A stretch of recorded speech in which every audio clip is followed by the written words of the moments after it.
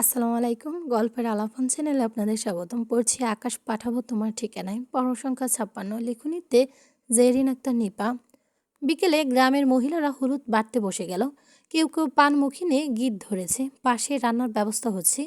মেহেরের চাচা গ্রামে কিছু ছেলেদের নিয়ে বাজারে চলে গেছে। গরুর মাংস, মুরগির চালসহ যা যা লাগে সব নিয়ে এসেছে।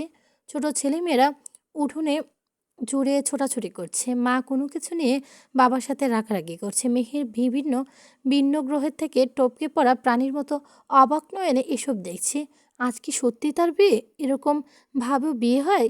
তার এই হঠাৎ বিয়ে নিয়ে সবাই এত আগ্রহী, আনন্দ করছে। শুধু যার বিয়ে তারই এত এসব কিছু ভালো লাগছে না।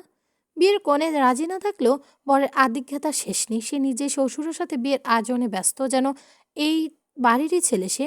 সবাই তার চেনা। নিজের বিয়েতে কেউ এতটা আগ্রহ নিয়ে কাজ করতে পারে তা মেহেরের জানা ছিল না। বিয়ে কি তাহলে হয়েই যাবে? ননাকে জানাবে না? বান্ধবী পরে জানলে তার জান বের করে ফেলবে। বাবা মা নিজেদের মধ্যে ঝগড়া করতে করতে ঘরে যাচ্ছে। মা বাবাকে বলছে, তোমার কোনো কাজই আমার পছন্দ হয় না। সব জিনিসে তোমার তাড়াহুড়ো। শহরে ফিরে ধীরস্থিরতায় বিয়েটা দিতে পারতে না? আমাকে কি তোমার কৃপণ মনে হয়? একটা মেয়ের বিয়ে আমার। এখন গ্রামের মানুষগুলোকে নিয়ে ঘরোয়াভাবে বিয়ে হচ্ছে। শহরে গিয়ে ধুমধাম মানুষের অনুষ্ঠান করে বিয়ে হবে। এখন যে মানুষগুলো আনন্দ করছে তারা সবাই কি শহরে বিয়েতে যেতে পারতো? তুমি শুধু আমার তাড়াহুড়োর সিদ্ধান্তটাই দেখলে, গ্রামের নিরীহ মানুষগুলোর খুশি আনন্দটা দেখলে না। মেয়ের দীর্ঘশ্বাস ফেলল। এই কথাগুলো তার বাবা বলছে ঠিকই, কিন্তু মোটেও কথাগুলো বাবার না। এটা ওই শয়তান নেতার মাথা থেকে বেরিয়ে আসা শয়তানি বুদ্ধি, যা দিয়ে বাবাকে পটিয়ে ফেলেছে।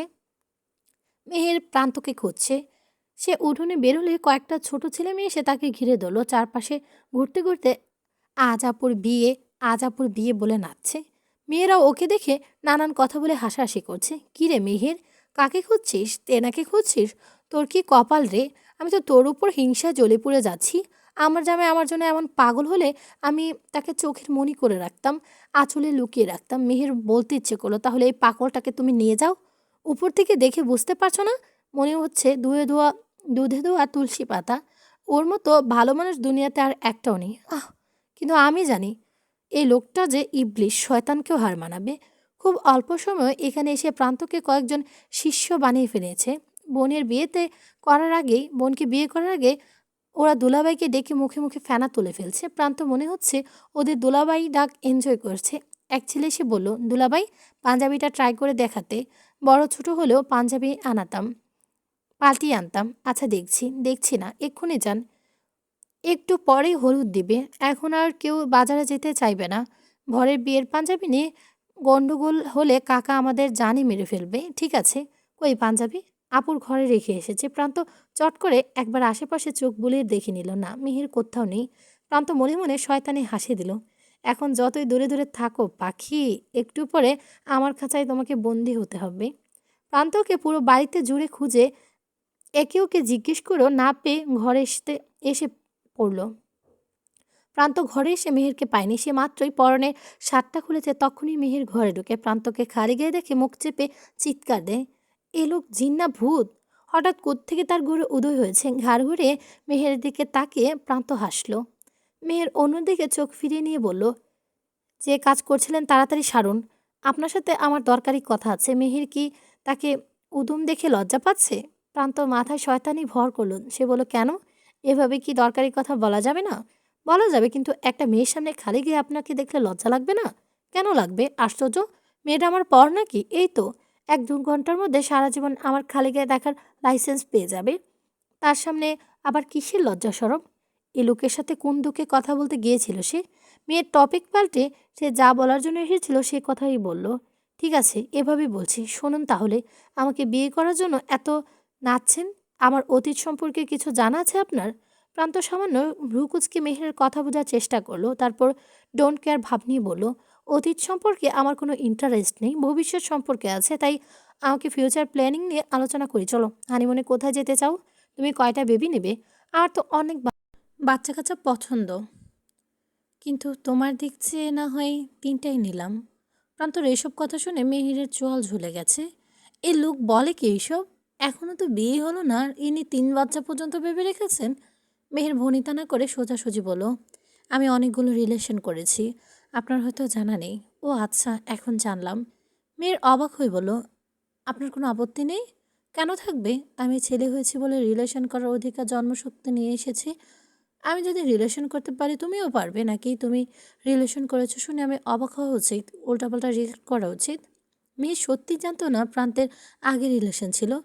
সে একটু একটু জালাসি থেকেই বলল, কয়টা রিলেশন ছিল আপনার? ছিল কয়েকটা, কিন্তু কথা সেটা না। কথা হলো ওদের কাউকে আমি বিয়ে করতে চাই না, কিন্তু তোমাকে আমি বিয়ে করতে চাই, তাই তো রিলেশনে যাইনি।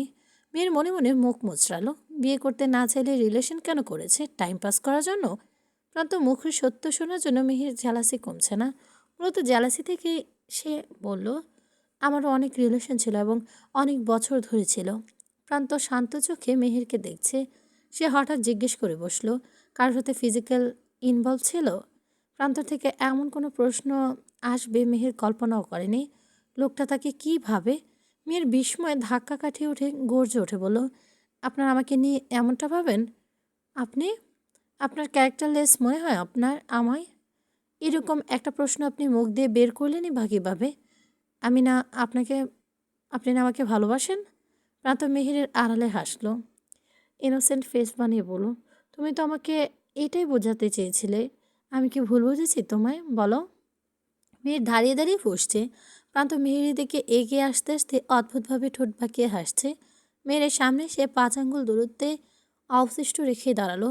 তোমার মাথায় এবং মনে কি চলছে তা আমার থেকে ভালো কোনো সাইকিয়াট্রিস্টও বলতে পারবে না। ভেবেছ আমাকে ভংচুর বুঝিয়ে বিয়ে আটকে দেবে? ম্যাডাম, রাজনীতি আপনার চালটাকে দুধ ভাত বলা হয়। তুমি তো নিতান্তই বাচ্চা মেয়ে। মুখে মিথ্যা বললেও চোখে সত্যি বলে দেয়। তোমার সম্পর্কে কি কি জানি তা জিজ্ঞেস করে না। এটা জিজ্ঞেস করো কি কি জানি না। তোমার রিলেশনগুলো ঠিক রিলেশন বলা যায় না। হয়তো ফোনে দুষ্টু মিষ্টি কিছু চ্যাট করেছো বা ফোন কলস, এর থেকে বেশি রাস্তার পাশে দাঁড়িয়ে ফুচকা খেয়েছো, সেটাও নিজের টাকায়। বয়ফ্রেন্ডকে কিস করতে দাও তো দূর, ধরতেও দাওনি হাত। আসলে আগে যদি তুমি আমার দেখা পেয়ে যেতে তাহলে তোমার ওই ছেলে মানুষের রিলেশনগুলো করতে হতো না।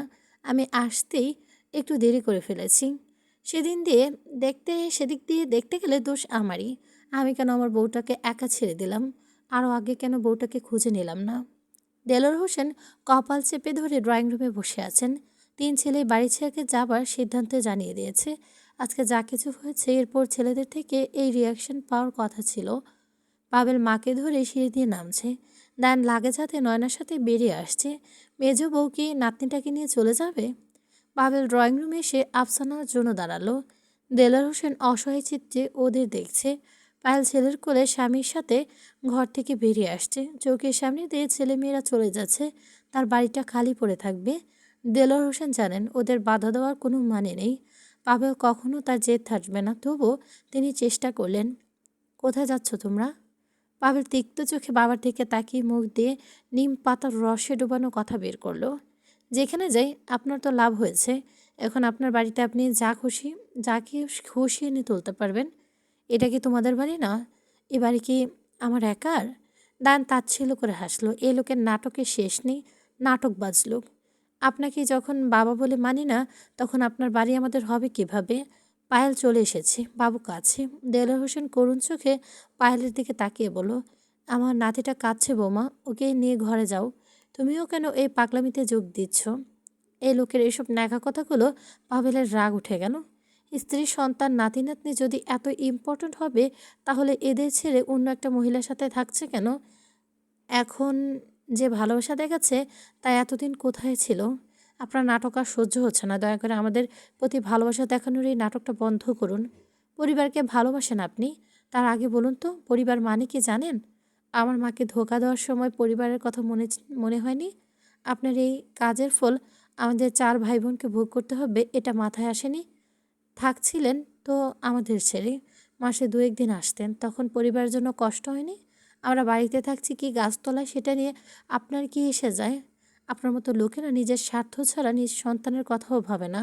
আপনি ভালো আছেন তো, এটাই যথেষ্ট। দেলোয়ার হোসেন সত্যি আজ কিছু বলা নেই। ভুল তো সেও করেছে, দোষ তো তারই। এতদিন মনের ভেতর জ্বলতে থাকা অনুশোচনার আগুন আজ তার সংসার জ্বালিয়ে দিয়েছে।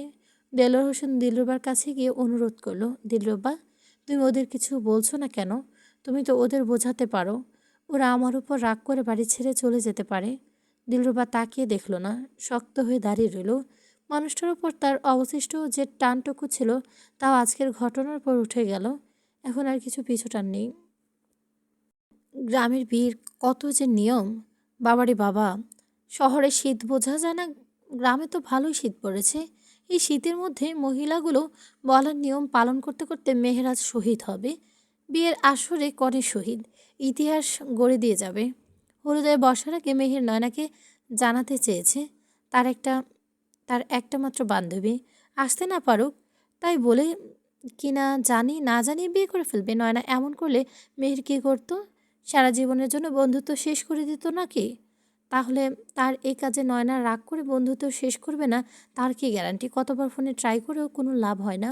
সংযোগ দেওয়া সম্ভব হচ্ছে না বলে মহিলা আরও কত কি বলেছে। মেহেরের রাগ উঠে যাচ্ছে, মেজাজ খারাপ নিয়ে সে হলুদে বসলো। শীতের রাতে গালে হাত পায়ে হলুদ ছোঁয়ার সাথে সাথে গা কাটা দিয়ে উঠল। কিছুক্ষণ এভাবে থাকার পর কাঁপাকাঁপি শুরু হয়ে গেছে। প্রান্ত নিজের একই অবস্থা, তার গায়ে একটা সেন্টো গেঞ্জি। বেচারা বিয়ের শখ মিটে ছাড়বে এরা। রাতের নাকি গোসল করানো হবে। প্রান্ত মেহেরকে দেখতে গেল, নয়না কাছে নেই, এতে তো মন খারাপ। তার উপর এই মন খারাপের প্রান্তর জন্য, তাই মনের সব ঝাল প্রান্তর উপরই মিটিয়ে নিন। প্রান্ত ভ্যাবাচাকা খেয়ে বলল, কি হয়েছে? এখনও কি তুমি আমায় বিয়ে করতে চাও না? তোমার আপত্তিটা কোথায় ময়না পাখি?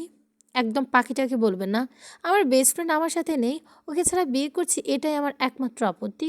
আপনার নিজের তো কোনো বেস্ট ফ্রেন্ড নেই, আপনি আমার কষ্ট কি বুঝবেন? হায় রে, এখানেও বান্ধবী! পৃথিবীর কারোর উপর প্রান্তর হিংসে হয় না, কিন্তু একমাত্র নয়নাকে সে হিংসা না করেই পারে না। মেহের যদি জিজ্ঞেস করা হয়, তোমার বর আর বান্ধবী দুজনকে সাগরে পড়ে গেছে, তুমি কাকে পানি খেয়ে অবস্থায় ডুবে যাচ্ছে, তুমি কাকে বাঁচাবে? মেয়ের এক সেকেন্ডও সময় না নিয়ে নয়নার নামে নিবে। প্রান্ত নিরাশ হয়ে মেয়ের মুখে দেখলো, মেয়েটা কেঁদে ফেলবে যেন। নানার সাথে তোমার কথা হয়নি? কিভাবে হবে? আমার ফোনে তো নেটই নেই, যতবার ট্রাই করেছি কল ঢুকছে না। আমার ফোন দিয়ে একবার ট্রাই করে দেখো। মেহের প্রান্তর ফোনটা নিয়ে ট্রাই করলো, প্রথমবার ঢুকলো না। মেয়ের হতাশে হয়ে হার মানল। বান্ধবীর কপাল খারাপ, সাথে তারও। প্রান্ত বলল, বিকেলে তো আমি কতগুলো জরুরি কল সেরেছি, তখন তো নেট ছিল, ভিডিও কলেও গিয়েছি। প্রান্ত নিজেই বের করলো পুকুর পাড়ে দাঁড়িয়ে কথা বলেছিল সে। এখনও কথা বলার জন্য পুকুর পাড়েই যেতে হবে। হলুদের কনেকে নাকি উঠতে নেই, এই গ্রামের মহিলাদের নিয়ম। প্রান্ত এসব নিয়মের থোড়াই না কেয়ার করলো। সে সবার চোখের আড়ালে মেহেরকে নিয়ে পুকুর পাড়ে চলে এলো। এদিকটা অন্ধকার, ভিডিও কল দিয়ে নয়না তাকে দেখতে পাবে না, কিন্তু সে তো নয়নাকে দেখতে পারবে। কতগুলো দিন হয়ে গেল বান্ধবীকে দেখে না। মেহেরের ইচ্ছা পূরণ হলো শেষ পর্যন্ত, সে নয়নার সাথে কথা বলতে পারলো। এতগুলো দিন কোনো খোঁজ খবর না নেওয়ায় নয়না মনের ভেতর অভিমানের পাহাড় ঘুরে বসে আছে। আপনি কে?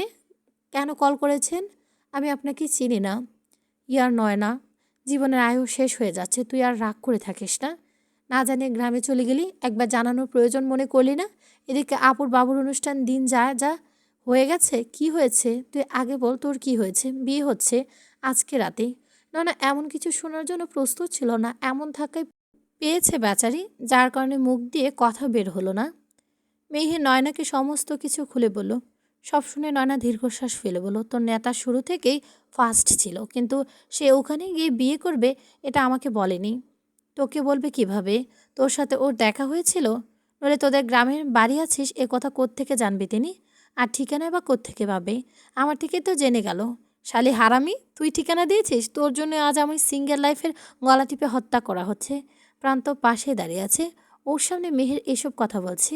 মেয়ের নয়নার এ কাজে প্রথমে রাগ করলেও পরে ভাবলো, প্রান্ত না এলে হয়তো ওই বুড়াশালা তার ছেলের সাথেই বিয়ে করে ফেলতো। বাবুর অনুষ্ঠান কি কি যেন হয়েছে বলেছিলি? নানা দীর্ঘশ্বাস ফেলো, বলো অনেক কিছু হয়েছে, সব ফোনে বলা যাবে না। কবে ফিরছিস তোরা? কালই। ফিরে আয়, দেখা করে সব বলবো। জীবনটা নাটকের চেয়েও বেশি নাটকীয় হয়ে গেছে রে। তোরা দায়নের মাঝে কিছু হয়েছে? না রে, পারিবারিক কাহিনী। এটুকু বলাতে মেহের বুঝে গেল ওই শ্বশুর শাশুড়ি দ্বিতীয় বউ নিয়ে কিছু হয়েছে। মেহের বলল, আচ্ছা কাল ফিরে এসে কথা হবে, এখন রাখি। বান্ধবীকে রেখে শাদি মোবারক। বাসরটা গ্রামে সেরে ফেলিস না, আমার জন্য কিছু মিছু বাঁচিয়ে রাখিস। নানার সাথে কথা বললো, এমনিতেও মেহের সব টেনশন কমে যায়। এতক্ষণ সে অস্থিরতা যে কাজ করছিল এখন তা নেই। পেছন থেকে প্রান্ত বলল, কথা শেষ? হুম। তো তোমাদের দুজনের মতো বন্ধুত্ব আমি খুব কমই দেখেছি। আফসোস আমার এমন কোনো বন্ধু নেই। রাজনীতিতে নামার পর উল্টো শত্রু বানিয়ে ভরে রেখেছি। তোমার জন্য কেউ জীবন দেবে, দিতে পারবে। আর কেউ সুযোগ পেলে আমার জীবন নিতেও দ্বিতীয়বার ভাববে না। প্রান্তর গলা কেমন যেন শোনালো। লোকটা কি ইমোশনাল হয়ে পড়েছে? এ লোক তাহলে কষ্ট পায়? মেয়ের প্রান্তর কাছে এসে এই প্রথম খুব হালকাভাবে ওকে জড়িয়ে ধরল। বলা চলে সান্ত্বনা দিতেই এমন করেছে। প্রান্ত থমকে গেল। এটা সম্পূর্ণ অপ্রত্যাশিত ছিল। সে মেয়ে যে মেয়েটা আজ পর্যন্ত তার হাত ধরেনি, তার থেকে এমন কিছু আশা করা যায় না। মেয়ের প্রান্তর পিঠে আলতো করে হাত ধীরে ধীরে হাত বুলিয়ে দিচ্ছে। তখনই প্রান্ত বলল, আর কিছু সময় এভাবে ধরে থাকলে বড্ড মুশকিল হয়ে যাবে। বিয়ের আগে নিজের উপর কন্ট্রোল হারিয়ে ফেলে তোমারই বদনাম হবে। লোকটার জন্য সহানুভূতি ভাবটা ফুঁস করে উঠে গেল। মেয়ের প্রান্তকে ছেড়ে দিয়ে ওকে সামান্য ধাক্কা দিয়ে তাড়াহুড়ো করে পুকুর পাড় থেকে চলে গেল। পেছনের প্রান্ত হাসির শব্দ শোনা যাচ্ছে। ছেলের কেউ বাড়ি থেকে যায়নি। দেলোয়ার হোসেন যেভাবে হোক ওদের যাওয়া আটকে দিয়েছে, কিন্তু তার ছেলেরা সব কিছু এত সহজে ভুলে যাবার পাত্র না। দিলরুবা আর দেলোয়ার হোসেনের সাথে এক ছাদের নিচে থাকতে চান না। পাবেল হয়তো বাবার দুর্বলতা ধরে ফেলেছে। বাবা তাদের কোনোদিনও বাড়ি থেকে যেতে দিবে না। তাই পাবেল বলেই বল, আপনার বাড়িতে তো নাটকের অভাব নেই। আজ রনির ছেলের অনুষ্ঠানে যে নাটক হয়ে গেল, ভবিষ্যতে আমাদের সন্তানের সাথে হবে না, এটা নিশ্চয়তা কি? বাড়িতে আজ কম মানুষ ছিল না। সবাই দেখে গেছে অসভ্য সমাজে বসবাস করা আমরা কেমন সভ্য মানুষ। আজ প্রথমবার ওই মহিলা এ বাড়িতে এসেছে। আগে আরও আসবে। আমি এসব নাটক সহ্য করতে পারবো না। দেলোয়ার হোসেন থমথমে মুখে বলেছেন, আজকের পর এরকম কিচ্ছু হবে না। দেলোয়ার হোসেন কথার মাঝে দায়ান বাধা দিল, এমন কথা আপনি আগেও বলেছিলেন। আপনার হয়তো মনে নেই, আমি নিজেই আপনাকে বলেছিলাম যেদিন ওই মহিলার ছায়া আমাদের বাড়িতে পড়বে সেদিন আপনি সন্তান ভুলে যাবেন। পাবেল দায়ান ওদের থেকে রনি একটু ভিন্ন। বাবার ওপর তার রাগ আছে, কিন্তু বাবাকে কঠিন কোনো কথা বলতে পারে না সে। ভাইয়া, দায়ান যা হবার হয়েছে, এইসব কথা বাদ দে তো।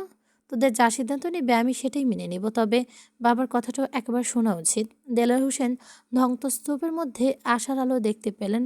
তার মেজ ছেলেটা ঠিক তার মায়ের মতো হয়েছে। দিলরুবা এতটা কঠিন কখনো ছিল না। পাবেল ছোট ভাইয়ের উপর রেগে বলল, এখনও কি শোনার অপেক্ষায় আছিস তুই? দেলোয়ার হোসেন ছেলেকে বিশ্বাস দিলেন, আজকে যা হয়েছে তার ভুলের কারণে হয়েছে। তিনি তাহলে এ ভুল শুধরে নেবেন। মৌসুমী এত বড় নাটক করার পরে দেলোয়ার হোসেন সবার সামনে তাকে কিচ্ছু বলেনি, বাড়ি পাঠিয়ে দিয়েছিলেন। ছেলের বাড়ি ছেড়ে যাওয়ায় আটকিয়ে তিনি মৌসুমীর কাছে এলেন। এত কিছু করার পরও কিন্তু মৌসুমীর মাঝে কোনো অপরাধবোধ কাজ করছে না। সে যা করেছে তা অন্যায় এটা মনে করছে না। দেলোয়ার হোসেন বাড়ি ফিরলে তিনি স্বামীর কাছে গিয়ে আহ্লাদি গলায় বলেন, ফিরতে এত দেরি করলে কেন? আমি কখন থেকে তোমার জন্য অপেক্ষা করেছি। দেলোয়ার হোসেন শীতল দৃষ্টিতে মৌসুমীর দিকে তাকালেন। আগে মৌসুমীকে অনেকবার সুযোগ দিয়েছেন তিনি, কিন্তু কথা আছে না, কুকুরের লেজ কখনো সোজা হয় না। মৌসুমী সেই প্রজাতির, প্রতিনিয়ত নিজের ভুল বুঝে বয়ে তিনি ক্লান্ত। দেলোয়ার হোসেন চেঁচামেচি করলেন না, শান্ত স্বরে বলেন, মৌসুমী, তোমার সাথে থাকা আমার পক্ষে আর সম্ভব হচ্ছে না, আমি ডিভোর্স দেব। মৌসুমী নিজের কানকে ঠিক বিশ্বাস করতে পারলেন না। সে অবিশ্বাসী হাসল। মজা করছো তুমি, তাই না? হ্যাঁ, তুমি মজা করছো। একসময় আমার মনে হয়েছিল দিলরুবা আমার যোগ্য না। এখন আমার কি মনে হয় জানো? আমি দিলরুবার যোগ্য না। কখনো ছিলাম না। যাকে ফেলে আমি তোমার কাছে সুখ খুঁজতে এসেছিলাম, আমি কিভাবে ভুলে গেলাম সেই আমার সুখ ছিল। এত বড় ভুল আমি কিভাবে করতে পারলাম? এতদিন দিলরুবা আমাকে ঘৃণা করতো না। আজ আমি দিলরুবার চোখে আমার জন্য ঘৃণা দেখেছি। আচ্ছা, দিলরুবাকে তো আমি কবেই ছেড়ে এসেছি, তাহলে তার চোখে ঘৃণা দেখতে আমার এত অস্থিরতা কেন হচ্ছে? কেন আমার নিঃশ্বাস আটকে আসছে বলতে পারো? ওই মায়াবিনী জাদু করেনি তো তোমায়? জাদু করেছে, তাই তুমি এসব কথা বলছো। তুমি আমাকে ভালোবাসো। ভালোবাসা? ভালোবাসা কি তুমি বোঝো? তুমি কাউকে ভালোবাসতে জানো? তুমি কারো ভালোবাসা পাওয়ার যোগ্য, এটা আমি জানি। যোগ্য না, আমি জানি এটা। কিন্তু তুমি কি জানো, এই পৃথিবীর সবচেয়ে লোভী নারীটা হচ্ছে তুমি। তুমি শুধু আমাকে পেয়ে সন্তুষ্ট হতে পারোনি, তুমি আমার বাড়ি গাড়ি প্রপার্টি হাতে পেতে চেয়েছো। তুমি সবসময় আমার ছেলে মেয়েদের ওই বাড়ি থেকে বের করে নিজে ওই বাড়িতে ঢুকতে চেয়েছো। আমি ভাবতাম তুমি হয়তো দিলরুবাকে হিংসে করো, কিন্তু তুমি শুধু দিলরুবাকে না, আমার ছেলে মেয়ে কাউকে দেখতে পারো না। ওরা আমার সন্তান। তুমি কিভাবে ভাবলে তোমার জন্য আমি ওদেরকে ছেড়ে দেব? তোমার সাথে থাকা সত্য আমার পক্ষে সম্ভব না। তোমার সাথে থাকলে আমি দম বন্ধ হয়ে মারা যাব। আমি তোমার থেকে মুক্তি চাই। জীবনটা যেন আবার তার নিজস্ব ধারায় ফিরে এসেছে। পারিবারিক ঝামেলা অনেকটাই মিটে গেছে, কিন্তু দিলরুবা আগের থেকে বেশি মনমরা হয়ে থাকছেন। ছেলের বউদের সামনে নিজেকে হাসি খুশি রাখার চেষ্টা করলেও একা হলে তিনি মনস্ক হয়ে যান, কোনো কিছু নিয়ে ভাবেন। তবে দিলরুবা এখন আর ওই মানুষটার জন্য চোখে জল ফেলে না। সে বাকি জীবনটা ছেলেমেয়ের মুখের দিকে চেয়েই কাটিয়ে দেবে। মেহের গ্রাম থেকে ফিরে এসেছে। তারপর তিনি দুই বান্ধবীর দেখা করেছে। মেহেরের ফাঁদে পড়ে বিয়ের কাহিনী শোনা নয়না একচোট হেসেছে। একদম ঠিক হয়েছে, তোর জন্য এটাই ঠিক আছে। হাসিস না। শুধু কি বিয়ে হয়েছে নাকি সব কিছুই হয়ে গেছে? কিছুই হয়নি। ওইটা কি বিয়ে ছিল? আমি এখন আমার বাপের বাড়িতেই আছি। জামাই স্বীকৃতি পেয়ে গেল, নেতা আমার বাড়িতে এসে থাকছে না। সব কিছু আগের মতোই চলছে। তোর খবর বল, বিবাহিত জীবন কেমন কাটছে? বলিস না রে বান্ধবী, বিবাহিত জীবনে ঝামেলার কোনো শেষ নেই। আমার শ্বশুরবাড়ির নাম রাখা উচিত ক্যাচাল হাউস। নয়না তার শ্বশুরের দ্বিতীয় স্ত্রীর বাড়িতে আসা থেকে শুরু করে তার ভাসুর সব ভাই মিলে বাড়ি ছেড়ে যাওয়ার সিদ্ধান্ত পর্যন্ত সব কিছু বলল। মেহের সব শুনে বলল, এত কিছুর পরেও তোর শ্বশুর ওই মহিলাকে ছেড়ে দিচ্ছে না কেন? তোর শাশুড়ির জায়গায় উনি অন্য বেডিরে দিচ্ছে কিভাবে? জানি না। উনি নাকি আবার আমার শাশুড়িকে ভালোবেসে বিয়ে করেছিলেন। ভালোবাসার নমুনা যদি এই হয়, তাহলে ভালোবাসা থেকে মানুষের বিশ্বাস উঠবে না তো কিভাবে? মেহের অন্যমনস্ক গলায় বলে ফেলল, নেতা টাকা আমার জন্য এমনই পাগল, কিন্তু এই পাগলামি যদি বেশি দিন না থাকে, যদি তোর শ্বশুরের মতো এমন করে, তখন আমি ওকে খুন করে ফেলবো। নানা নিজেও গালে হাত দিয়ে ভাবুক গলায় বলল, আমার বরটা তো বাপের মতো পাগল হয়ে আমাকে বিয়ে করেছে। এখন 20-30 বছর সংসার করার পরে তার মন থেকে যদি আমার জন্য ভালোবাসা শেষ হয়ে যায়, তখন আমি কি করব? আমি তো তখন ছেলে মেয়ের বাবাকে খুন করতে পারবো না। এর মাঝে নয়না সেকেন্ড ইয়ারের ফাইনাল পরীক্ষার রুটিন দিয়ে ফেলেছে। নয়না তখন মাথায় আকাশ ভেঙে পড়া অবস্থা। বিয়ের পর থেকে বইয়ের সাথে দেখা হয়নি বলা যায়। সে টেনশনে অস্থির করে দিন কাটাচ্ছে। দায়ন ওর টেনশন কমাতে দু একবার সান্ত্বনা দিয়ে বলেছে, তুমি তো ভালো স্টুডেন্ট, তুমি যদি পরীক্ষা নিয়ে এত টেনশন করো, তাহলে বাকিদের হার্ট অ্যাটাক করে মরে যাওয়ার কথা। আপনি বুঝবেন না, বিয়ের পর থেকে একটা দিনও বই নিয়ে বসিনি। হঠাৎ রুটিন দিয়ে ফেলেছে, কিভাবে সব কভার করব। আরে, আমার পরীক্ষার সময় আমি পরীক্ষার আগের রাতে বই শেষ করে ফেলেছি। ভালো পরীক্ষাও দিয়েছি। তুমি নিশ্চয়ই আমার থেকে খারাপ স্টুডেন্ট না? দানের কথা নয়না একটু ভরসা পেল। যত দিন যাচ্ছে ততই টেনশন বাড়ছে। ওদিকে মেহেরের অবস্থা নয়না থেকে ভালো না। মেহের নয়নাকে কল করে প্যান প্যান করছে, দোস্ত, আমি তো বইগুলোকে খুঁজে পাচ্ছি না। অনেক খোঁজাখুঁজি করে দুইটা পেয়েছি, বাকিগুলো ইঁদুর নিয়ে গেল নাকি? এই হলো মেহেরের পড়াশোনার নমুনা। যে মেয়ে পরীক্ষার রুটিন বের পড়েছে, সে নাকি বই খুঁজে পাচ্ছে না। একে সারা জীবনের জন্য পরীক্ষায় বসতে না দেওয়া উচিত। নানা পরীক্ষার আগে কয়টা দিন ভীষণ খাটানি করলো। নানা প্রতিদিন রাতে 12টা-1টা পর্যন্ত জেগে পড়েছে। নানা যাতে ডিস্টার্ব না হয়, সেজন্য নারায়ণ সন্ধ্যার পরে বাড়ি থাকেনি, ফিরেছে রাত 10টার পরে। ফিরেও নয়নার পড়ার টেবিলে দেখে বলেছে, খাওয়া হয়েছে? না। আপনি গিয়ে খেয়ে নিন, আমার একটু সময় লাগবে। দান খেতে যায়নি। ফোন হাতে নিয়ে বেডে বসে থেকেছে। মাঝে মাঝে ফোন থেকে চোখ তুলে নয়নাকে দেখেছে। গড়ি ধরে 10 মিনিট পেরোলেই দায়ান নয়নার কাছে গিয়ে দাঁড়ায়। নয়না দায়ানের দিকে তাকিয়ে বলে, আপনি এখনও যাননি? তুমিও যাবে? আমি এখন খাবো না। এখনই খাবে? খাওয়ার জন্য জরুরি পৃথিবীতে আর কিছু নেই। শরীর সুস্থ থাকলে তবে পড়তে পারবে। যতটুকু বাকি আছে রেখে দাও, খেয়ে এসে শেষ করবে। এরপর আর নয়না কোনো কথা খাটে না। দায়ানের কেয়ারিং বিহেভিয়ার নয়নাকে ভীষণ ভালো লাগে। সত্যি ভীষণ ভালো লাগে। এদিকে দায়ান বউর সেবা যত্ন কমতে না রাখলেও ওদিকে প্রান্ত পিছিয়ে নেই। সে ঘন্টা 6বার কল করছে। প্রতি 10 মিনিট পর পর একবার খোঁজ নিচ্ছে। এ লোকের কলের যন্ত্রণায় মেহের অতিষ্ঠ হয়ে উঠেছে। সে একটা চ্যাপ্টার শেষ করার আগে লোকটা 3-4বার কল করেছে। এতে তার মনোযোগ পড়ায় কম, ফোনই বেশি বাজছে। লাস্টবার মেহের বিরক্ত হয়ে বলেই ফেলেছে, আপনি 5 মিনিট পর পর কল না করে সোজা আমার বাড়িতে চলে আসুন না। তাহলে আর কল করে জিজ্ঞেস করতে হবে না আমি কি করছি। সামনাসামনি দেখতে পারবেন। কথাটা বলে ফেলেও মেহের পস্তাতে লাগলো। পাগলটার উস্কানি দিয়ে দিয়েছে। এখন দেখার পালা কত মিনিটের ভেতর প্রান্ত বাড়িতে চলে আসে। নিশ্চয়ই 10 মিনিটের বেশি সময় নেবে না। হলো তাই। 10 মিনিট পরে কলিং বেল বাজতে শুরু করলো। মেহের বই নিয়ে কপালে বাড়ি দিতে লাগলো। মেহের, তুই মরে যা। পাস তো আর তোকে দিয়ে হবে না। পুরো বছরের পড়া এক রাতে শেষ করা কোনো রোবটের পক্ষেই সম্ভব না। তার উপর তুই তো আর বিদ্যাসাগরের বংশধর না যে যা পড়বি সব মনে থাকবে। তোর জীবনে কি কম প্যারা ছিল যে এখন আবার পাগলটার উপস্থিতি তোকে পড়তে হবে? ঘড়ির কাঁটা এখন 11:15টার গড়ে। 11টার সময় বের হওয়ার সময় দান বলে গেছে, আমি একটু আসছি। নয়না শুধু হুতে জবাব দিয়েছে। দান 2 মগ কফি নিয়ে ঘরে ঢুকেছে। নয়না এখনও মনোযোগ সহকারে বইয়ের পৃষ্ঠার দিকে তাকিয়ে আছে। দায়ান নয়নার পেছনে এসে দাঁড়ালো। বউটা পরীক্ষার টেনশনে থাকে ভুলেই গেছে। দায়ান মাথায় দুষ্টুমি বুদ্ধি চাপলো। সে নয়নার কাঁধের উপর দিয়ে ঝুঁকে কফির মগটা টেবিলের উপর রাখলো।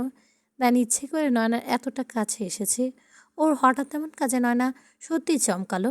কিন্তু দায়ান খুব সহজভাবে বইয়ের পৃষ্ঠার দিকে চোখ রেখে বলল, যদি আমি সায়েন্সের স্টুডেন্ট ছিলাম তবুও তুমি বললে আমি তোমাকে হেল্প করতে পারি। নয়না মাথা ঘুরালো। দায়ানের গালে তার ঠোঁট ছুঁয়ে গেলে যাবে এতটা পাশে এসে পড়েছেন দায়ান। তাই নয়না নড়ল না, সামনের দিকে তাকিয়েই কাঠ হয়ে বসে থাকলো। দায়ানের বুক নয়নার পিঠে এসে স্পর্শ করেছে। এমতো অবস্থা দান একটু ঝুঁকলো। এতে তার বুক এখন নয়নার পিঠে লেগে আছে। নয়নার নিঃশ্বাস আটকে আছে।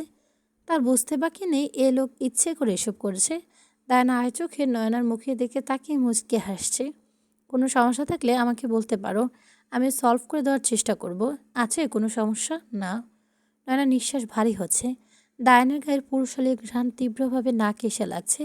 কেমন পাগল করা ঘ্রাণ এটা। সব কিছু কেমন গণ্ডগোল পাকিয়ে দিচ্ছে। নয়না মনোযোগে কোনোভাবে বইয়ের পাতায় রাখতে পারছে না। মাথার মধ্যে উল্টাপাল্টা সব খেয়াল আসছে। নয়না খুব করে যাচ্ছে এই মুহূর্তে তার দ্বারা কোনো উল্টাপাল্টা কাজ না হয়ে যাক, তখন আবার তাকে লজ্জা পেতে হবে। দেন আলতো করে নয়নার ডান হাতে নিজের হাত নিল। এবার নয়না ছোট্ট একটা হার্ট বিট মিস হয়ে গেল। কি করতে চাচ্ছে এই লোক? দেন নয়নার হাত কফির মুখ দড়িয়ে দিয়ে বলল, তোমার জন্য কফি এনেছিলাম, ঠান্ডা হয়ে যাচ্ছে, ভালো করে পড়ো, বেশি দেরি করো না, একটার মাঝে ঘুমাতে এসো। দান কিছু না করে নয়নাকে হতভম্ব অবস্থায় রেখে নিজের কফির মগটা নিয়ে বিছানায় গিয়ে বসলো। নয়না চোখ বন্ধ করে ফুসফুস করে শ্বাস নিতে নিতে ভাবল, এটা কি হলো? রোমান্টিক মুভির ট্রেলার দেখে ভেতরে শিক্ষণীয় মুভি লাগিয়ে দিল। যখন কিছু করারই ছিল না তখন এতটা কাছে কেন এসেছিলি গাধা?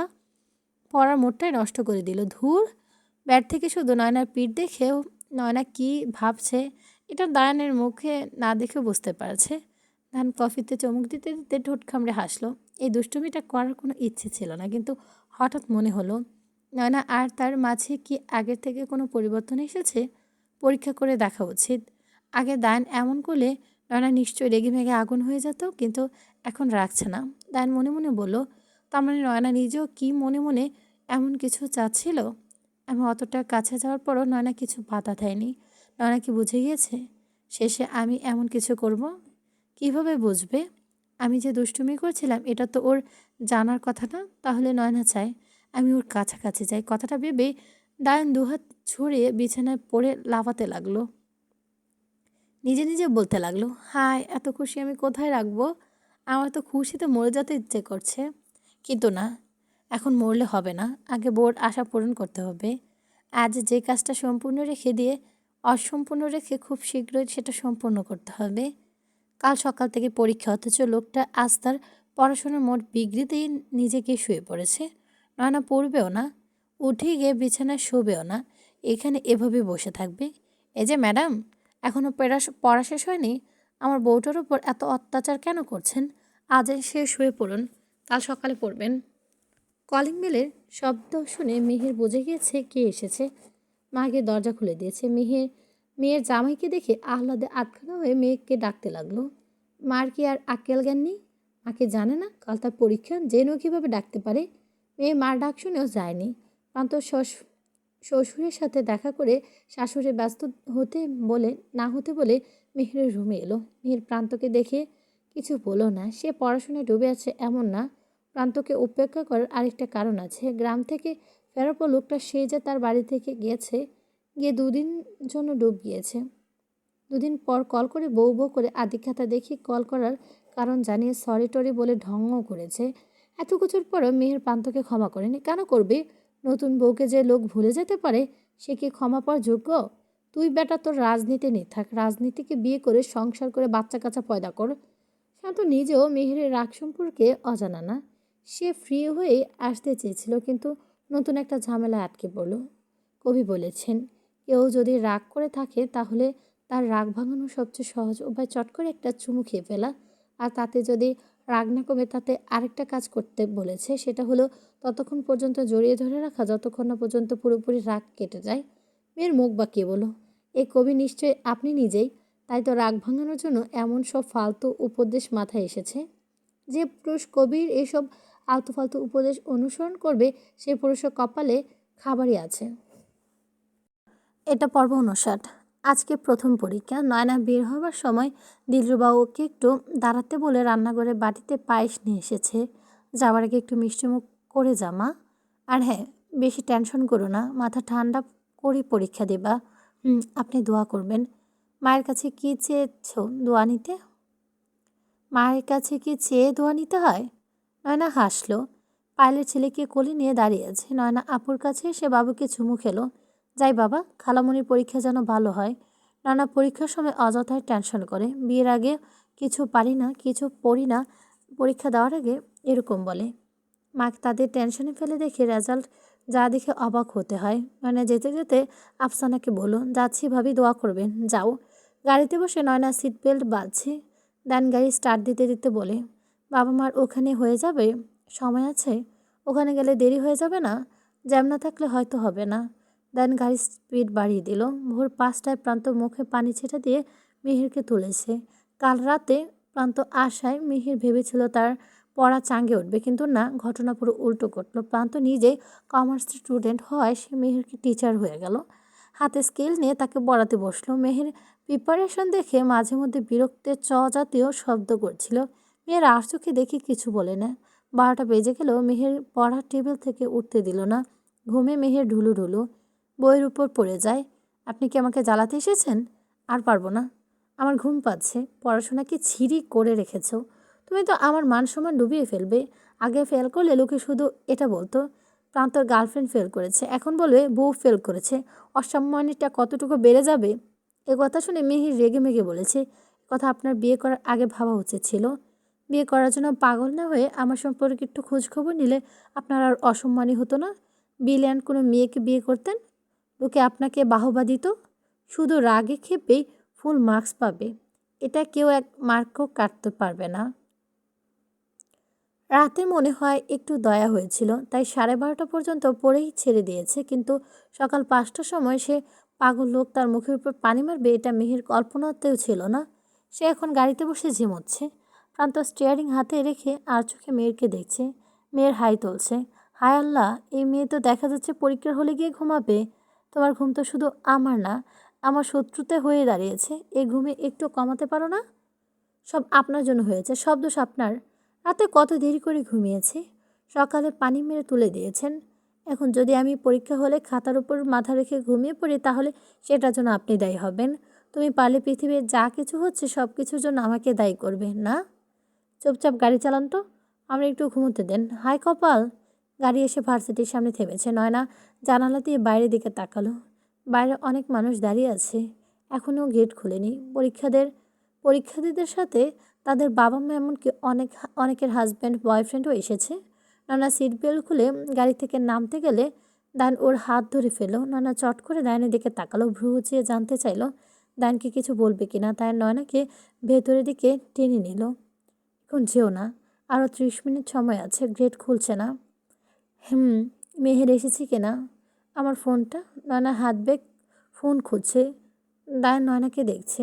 কাল রাতে দুষ্টুমি করেছিল, কিন্তু এখন দায়ন দুষ্টুমি করে বা নয়নাকে ভরকে দিতে চায় না।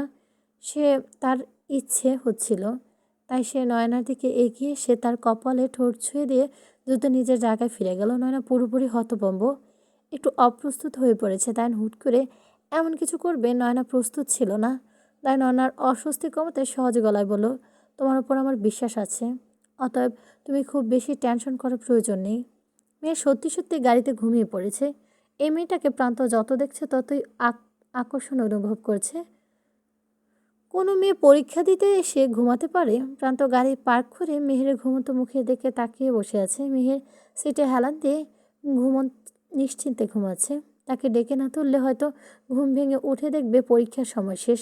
তখন কি এই মেয়ে আফসোস করবে? মনে হয় না। হাই তুলতে তুলতে বলবে, এবছর পরীক্ষা মিস হয়ে গেছে, পরের বছর দিব। দোষ তো আমার না, দোষ সব ঘুমের। মেয়ের দিকে তাকিয়ে থাকতে থাকতে প্রান্তর কি হলো কি জানে। সে একটা জিনিস ভবিষ্যতের জন্য যত্ন করে তুলে রেখেছিল সেটা নিজের অজান্তে মিহিরকে দিয়ে ফেলল। 1 সেকেন্ডও না নিয়ে প্রান্ত নিজের সিটে ফিরে এসেছে। মেয়ের হুড়মুড়িয়ে উঠে বসেছে। চঞ্চল চোখে আশেপাশে তাকিয়ে কিছু খুঁজছে।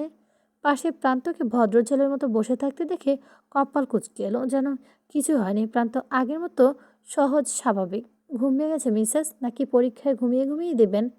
মেয়ের কিছু বোঝার চেষ্টা করছে, কিন্তু ঠিক বুঝে উঠতে পারছে না সে কি এটা স্বপ্নে দেখেছিল নাকি সত্যিই ছিল। স্বপ্নই হবে। মেহের ভ্রুকুচকে প্রান্তর দিকে তাকিয়ে আছে দেখে প্রান্ত চিন্তিত মুখে বলল, কিছু হয়েছে মেহের? আমার চেহারায় কি কিছু লেগে আছে? মেয়ের কিছু বলল না। দিন দুপুরে ঘুমিয়ে এমন একটা স্বপ্ন দেখেছে দূর ছাই, আজকের পর থেকে আর দিনে ঘুমাবে না। মেয়ের হাত ধীরে ধীরে ঠোঁটের উঠে এলো। সে মনে মনে বলল, জীবনে প্রথম চুমু কি তাহলে স্বপ্নই হয়ে গেল? পাগল নেতাকে দেখে তো মনে হচ্ছে না এমন কিছু করেছে।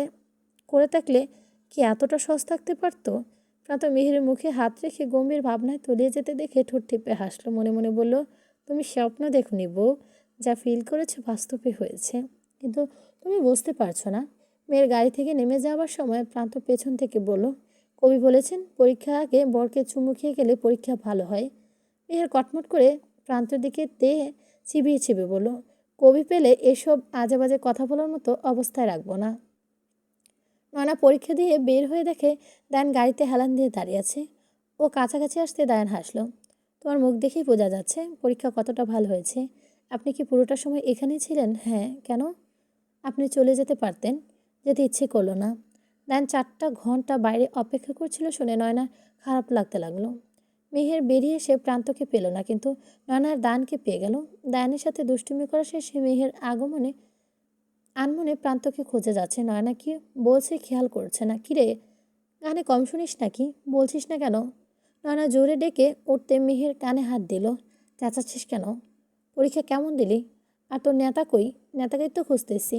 নয়না মেহেরকে ধাক্কা দিয়ে বলল, একটু না দেখে উতলা হচ্ছিস? বা তখনই একটা ছেলে এসে মেহেরকে বলল, ভাবি, ভাই ভীষণভাবে দুঃখিত বলেছে। ভাইয়ের একটা জরুরি কাজ পড়ে গেছে। আমাকে গাড়ি চাবি দিয়ে হুকুম দিয়ে গেছে আপনাকে যেন নিরাপদে বাড়িতে দিয়ে আসি। প্রাত নিজে আসতে পারবে না শুনে মেহের অদ্ভুত এক মন খারাপ লাগা কাজ করতে লাগলো। ছেলেটা মেহেরকে ভাবি রাখছে। দায়ন ভ্রুকুচকে ছেলেটাকে দেখে বলো, ব্রাদার্স, আমি ওদের দিয়ে আসবো, তুমি টেনশন নিও না। ছেলেটা তবুও দায়নের সাথে মেহেরকে যেতে দিতে নারাজ। মেহের কঠিন করে বলল, তখন কাজ হলো। গাড়িতে বসে দায়ন জিজ্ঞেস করলো, এই ভাইটাকে জানতে পারি শালিকা? মেয়ের বলার আগে নয়না বলল, আমার দুলাভাই। আপনার শালিকা আমাকে আপনাকে বলেনি? ও, মনে হয় বলতে মনে ছিল না। বর পেলে কি করে আর দুলাভাইয়ের কথা মনে থাকে? দান সত্যিই জানতো না মেহের যে বিয়ে হয়ে গেছে। বাকি পথ সে এটা নিয়ে আফসোস করে মেহেরকে খেপিয়েছে। আমার একমাত্র শালিকা লোকটা আমার নাকে নিচ দিয়ে নিয়ে গেল। আমি কাশেম জানতেই পারলাম না কিছু। এত কষ্ট আমার এই জীবন শেষ হবে না। আমার আদি ঘরবালি অন্য একজনের পুরো পুরো ঘরবালি হয়ে গেল। ধুর ধুলাবাই, এ বিয়ে কোনো মানে নেই। আমি এখনও আপনার আদি ঘরবালিই আছি, বুঝেছেন? এখন আমাকে কে বাড়িতে পৌঁছে দিচ্ছে? যদি আমার জামাই থাকতো তাহলে কি আমি এখন আপনার পাশে সিটে বসে থাকতে পারতাম? জামাই টামাই কিচ্ছু না। অলরে অনলি দুলাভাই ইজ রিয়েল। দেলোয়ার হোসেন মৌসুমীর সাথে থাকছে না, আবার নিজের বাড়িতেও আসেনি। তিনি মৌসুমীকে ছেড়ে দেওয়ার কথা বলেও মৌসুমী কি তাকে এত সহজে ছাড়তে দেবে? মৌসুমী ভেবেছে দেলোয়ার হোসেন হয়তো বাড়িতে আছেন, তাই তিনি নিজের ল্যান্ডলাইনে কল দিয়েছেন। তিনি আফসানার কাছে থাকায় সে কল তুলেছে। ওপাশ থেকে মহিলা আছে বুঝতে পেরে কানে কথা না শুনে লাইন কেটে দিয়েছে। পরপর মৌসুমী বিরক্ত করতে থাকা আফসানা কথা বলল, কি চান কি আপনি? এত কিছুর পরও আপনি শাস্তি হয়নি? তোমার শ্বশুর আমার কল তুলছে না বলো? আফসানা রাগ হলো। কতটা নির্লজ্জ হলে মানুষ এমন করতে পারে? আপনার স্বামী, আপনি কেন বলছেন না? কারণ ও আমার কাছে নেই। তোমাদের কাছে আছে। আমাদের কাছে আবার নতুন নাটক শুরু করে দিয়েছেন। অবশ্য আপনার মতো মহিলাদের কাজী মানুষদের সংসার অশান্তি নিয়ে আসা। দয়া করে এখানে আর কল করবেন না। আপনার স্বামী এখানে নেই। দান রুমে এসে দেখে নয়না বই খুলে পড়ার টেবিলে বইয়ের উপর মাথা রেখে ঘুমিয়ে আছে। দান শব্দ করে হাসলো। এই মেয়ে নিশ্চিত বিদ্যাসাগরের বংশধর। দান তার জীবনে পড়াশোনা নিয়ে কখনো এতটা সিরিয়াস ছিল না, মনে পড়ে না। দান নয়নার কাছে এসে দাঁড়ালো। নয়নার মুখের উপর চুল এসে পড়েছে। দান আলতো হাতে চুলগুলো সরিয়ে দিল। অনেকটা সময় ধরে নয়নার দিকে তাকিয়ে রইল। দানের এখন আর সন্দেহ নেই নয়না মনে তার জন্য একটু হলেও জায়গা তৈরি হয়েছে। দায়ান সেই জায়গাতে আরও পাকা করে নেবে। নয়নাকে না জাগিয়ে দায়ান সাবধানে ওকে কোলে তুলে নিল। নয়না একটু নড়ে উঠে মুখ দিয়ে হুম এক জাতীয় শব্দ কাছাকাছি কিছু বলে দায়ানের বুকে নাক ঘষে আবারও ঘুমিয়ে তুলে গেল। দায়ান মৃদু হাসলো। জেগে থাকলে এ কাজ নয়না কোনোদিনও করতো না। পড়ার টেবিল থেকে বিছানার দূরত্ব মহৎ গতিতে পার করে এসে আগোছে নয়নাকে বিছানায় শুয়ে দিল। নয়নার উপর চাদর টেনে দিলে লাইটটা অফ করে নিজেও শুয়ে পড়ল।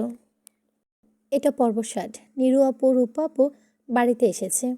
নয়না বাড়িতে যেতে না পেরে এখানে বসে মন খারাপ করছে। অবশ্য সে একটু জোর করলে দায়ান তাকে নিয়ে যাবে, কিন্তু সমস্যা হলো ওখানে গেলে নয়না আর পড়তে পারবে না। একটা পরীক্ষায় বাকি আছে, তার আগে ৩ দিন অফ। বিয়ের আগে কি নয়না এখান থেকে পরীক্ষা দিয়েছে? নিশ্চয়ই না। তখন তো বাড়ি থেকেই সব পরীক্ষা দিয়েছে, তাহলে এখন কেন দিতে পারবে না? পারবে, কিন্তু এখন বাড়িতে গেলে তার নিজেরই পড়তে ইচ্ছে করবে না। মা আপুদের সাথে সময় কাটাতে মন চাইবে। তার উপর আরেকজন তো আছেনই, নিহান, যে খালামণিকে ১ সেকেন্ডের জন্য বই নিয়ে বসতে দেবে না। তাই নয়না ভেবেছে শেষ পরীক্ষা দিয়ে ওখানে যেতে ওখান থেকেই বাড়িতে চলে যাবে। নয়নার জন্য পায়েলও আটকে আছে। নয়নাকে রেখে একা চলে যেতে কেমন লাগছে। নয়নার সময় কাটছে মন খারাপ নিয়ে।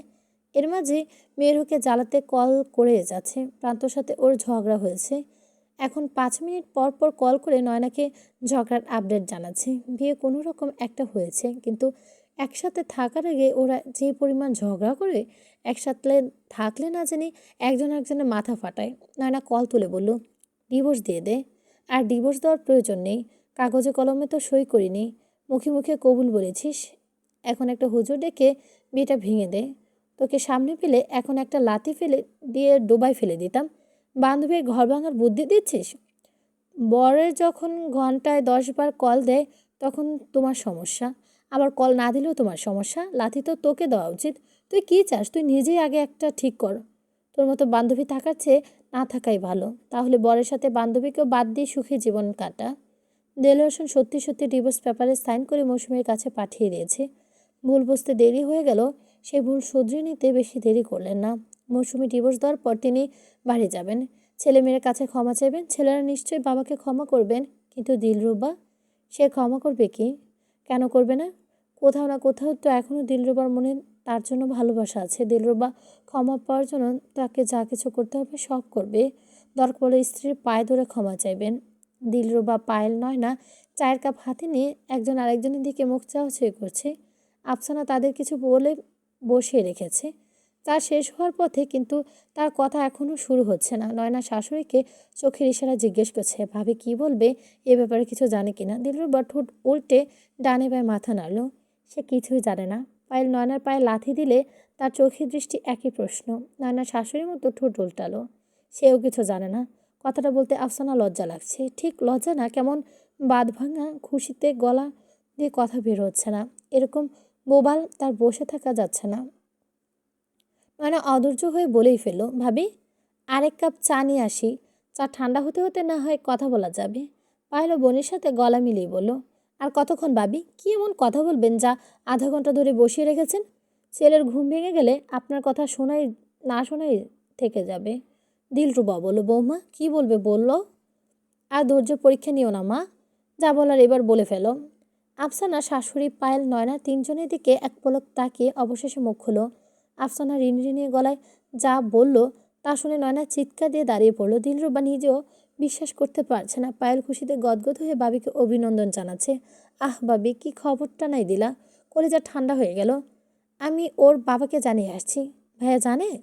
আফসানা মাথা নত করে লজ্জিত গলায় বলল, ভেবেছিলাম ও বাড়ি ফিরলে সামনাসামনি বলবো। নানা ভাবিকে জড়িয়ে ধরে তখনও চেঁচিয়ে যাচ্ছে। দ্বিতীয়বার চাচি হতে যাচ্ছে সে। দিলরুবা আফসানার কপালে মাথায় চুমু খাচ্ছে। বিয়ের ৫ বছর পর এমন একটা খবর দিয়েছে মেয়েটা। একটা সময় আফসানা ভেঙে পড়েছিল, তখন দিলরুবা অন্যান্য শাশুড়িদের মতো ছেলের বউকে কথা শোনায়নি। আল্লাহর কাছে সবসময় দোয়া করতো, আল্লাহ যেন এই মেয়েটাকে মাতৃত্বের স্বাদ পাওয়া থেকে বঞ্চিত না করে। দেরিতে হলেও আল্লাহর বান্দা কথা শুনেছে। নানা ঘরে এসে ফোন হাতে নিল। এই খুশির খবরটা সবার আগে যাকে জানানোর কথা মাথায় এসেছে সেটা হচ্ছে দায়ান। দ্বিতীয়বার চাচ্ছু হবে, এটা শুনলে নিশ্চয়ই লোকটা খুশিতে পাগল হয়ে যাবে। নানা দায়ানকে কল করার কথা ভাবতে ভাবতে তার কাছে মিহিরের কল এলো। মিহিরকে খুশির খবরটা জানানো যায়, এটা ভেবে নয়না কল রিসিভ করলো। দোস্ত, তোর জামাই কী চায় আমাকে বলতো। না, তার উদ্দেশ্য কি এটা জানা দরকার। নানা থতমত খেয়ে গেল। কল তুলেই এমন কথা শুনবে আশা করিনি। মেহের কিসের কথা বলছে? নয়না চিন্তিত কণ্ঠে বলল, মানে? অত মানে টানে আমি করিস না। মানে না করে জানবো? কিভাবে জানবো তুই কিসের কথা বলছিস? বেটা বিবাহিত হয়েও কেন এমন করবে? কে কি করেছে সেটা তো বলবি। তুই এখনও দেখিসনি? আশ্চর্য, কি দেখব?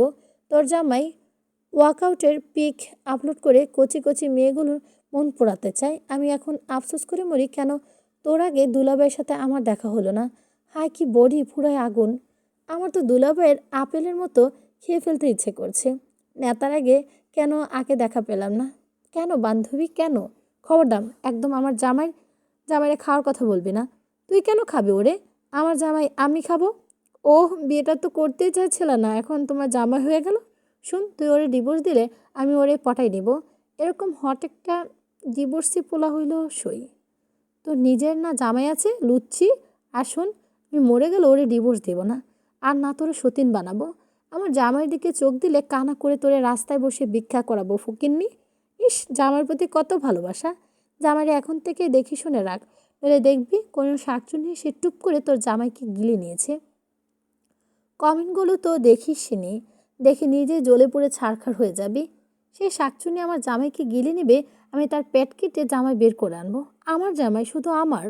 হ্যাঁ বুঝেছি, জামাই কই কি পোস্টায় বেড়ায় এসব জানো না, আবার বড় বড় ডায়লগ মারো। ফোন রাখ ফকিন্নি, লাগবো না তোর জামাই, আমার নেতাই ভালো। মেয়ের ফোন রেখে দিলে নয়না ফেসবুকে লগ ইন করলো। দায়ানের সাথে তার অ্যাড নেই। বিয়ের আগে থেকে নয়না সোশ্যাল মিডিয়া তেমন অ্যাক্টিভ না। নিজের আইডিতে ঢুকছে আজ 4 মাস পর। তার নাম সার্চ দিয়ে আইডি খুঁজে বের করে টাইমলাইনে ঢোকার নয়না আকাশ গরম হয়ে গেল। এ বেটা চায় কি? এসব পিক কেউ ফেসবুকে আপলোড দেয়? মিহির তো ঠিকই বলেছে, একটা পিক তো পুরো খালি গায়ে, সারা শরীরে বিন্দু বিন্দু ঘাম লেগতে আছে। বেটা ক্যামেরার দিকে না তাকিয়ে পোজ দিয়েছে। ভাবখানা এমন, পিকটা যে তুলেছে সে জানেই না, না জেনেই ক্লিক করে দিয়েছে। হাতের পেশিগুলো ফুলে আছে, প্রশস্ত বুকটা, পিঠটা টান টান করা। নয়না নিজেও একবার ঢোক গেল। নিজের জামাইকে দেখে তার অবস্থা পিছলে যাওয়ার মতো হলেও বাইরে মেয়েরা তা পিছলে যাবে কোত্থেকে? হায় আল্লাহ, এ লোক তো তার ঘরে সতীন আনার ফন্দি করছে। কত কত মেয়েরা লাভ রিক দিচ্ছে। কমেন্ট বক্সে গিয়ে রাগে নয়নার মাথা ধপধপ করছে। অসভ্য মেয়েগুলো তার জামাইকে নিয়ে এসব কমেন্ট করছে না। এরকম হতে দেওয়া যাবে না। মেয়েগুলো জানাতে হবে এই বেটার ঘরে বউ আছে, তাই তার যতই লাইক দেখ না কেন চান্স নেই। যেভাবেই হোক আজই নয়না দায়নের আইডি ট্যাগ মেরে মেয়ের স্ট্যাটাস আপলোড দেবে। কি সাংঘাতিক কারবার! লোকটা ইচ্ছে করে এমন পিক আপলোড দিয়েছে। তিনিও খুব ভালোভাবেই জানেন কিভাবে মেয়েদের নিজের প্রতি আকর্ষিত করতে হয়। নারী মন বিষয় পিএইচডি ডিগ্রি অর্জন করে রেখেছেন লুচ্চা বেড়া, ঘরে বউ রেখে। ওহো! না রাগে গজগজ করতে করতে আরও কিছু বলতে যাচ্ছিল, পেছন থেকে কারো গলা খাকারি পেয়ে মাঝপথে কথা বন্ধ করে দিল। কে জানে এ সময় লোকটা চলে আসবে।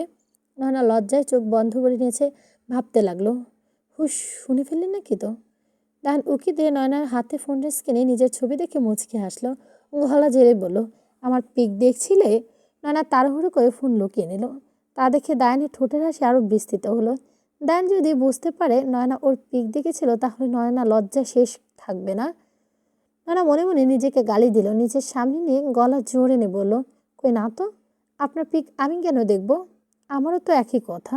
যে মানুষের সশরীরে তোমার সামনে দাঁড়িয়ে আছে, তুমি তার পিক কেন দেখবে? তাও লুকিয়ে চুরিয়ে? সকাল থেকে রাত পর্যন্ত আমি তোমার চোখের সামনে হাঁটছি, চলছি, খাচ্ছি, রাতে একসাথে ঘুমাতে যাচ্ছি, তাতেও কি আমাকে দেখে তোমার মন ভরে না বউ? নয়না লজ্জা পেল। গল্প উপন্যাসে নায়িকাদের মতো লজ্জায় গাল লাল লাল হয়ে গেছে। ঠোঁট কাটা লোকটা সরাসরি এভাবে লজ্জা দেয় কেন? নানা দানের সাথে দৃষ্টি মেলাতে পারছে না।